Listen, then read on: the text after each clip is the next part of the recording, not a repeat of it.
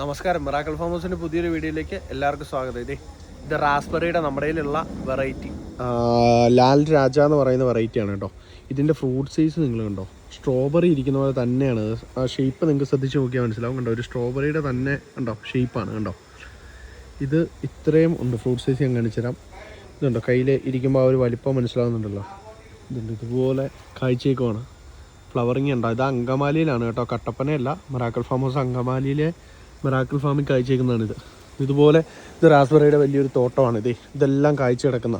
അപ്പോൾ ഇത് നോർമലി നമുക്കുള്ള വെറൈറ്റി ഉണ്ട്.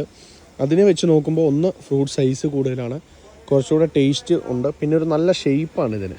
കണ്ടോ, മറ്റേത് കുറച്ചുകൂടെ റൗണ്ട് ആയിരിക്കും. ഇതൊരു സ്ട്രോബെറിയുടെ പോലുള്ള സെയിം ഷേപ്പാണ് നമ്മുടെ റാസ്ബെറി വരുന്നത്. ഇതിൻ്റെ ഫ്ലവറിങ് ഉണ്ട്. ഇത് പുതിയ ഫ്ലവറിങ് ആണ് കേട്ടോ. ഇതുപോലെ നിറച്ച് കായ്ക്കുന്ന വെറൈറ്റിയാണ് മിറാക്കിൾ ഫാം ഈ ഒരു തരുന്ന വെറൈറ്റി. ഓക്കെ, അപ്പോൾ ആവശ്യമുള്ളവർ നേരെ കോൺടാക്റ്റ് ചെയ്യുക.